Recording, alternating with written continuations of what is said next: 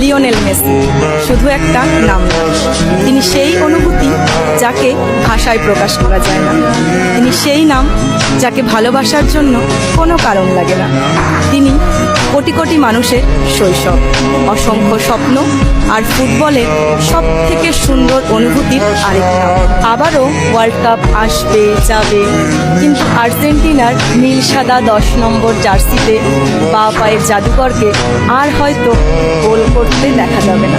তবুও বিশ্বাস করুন, প্রতিটা ওয়ার্ল্ড কাপের সময় পৃথিবীর বহু মেসি ফ্যানেরা খেলা দেখতে দেখতে একবার হলেও মনে মনে বলবে, ইস, আজ মেসিটা মাঠে থাকলে কি ভালোই না হতো।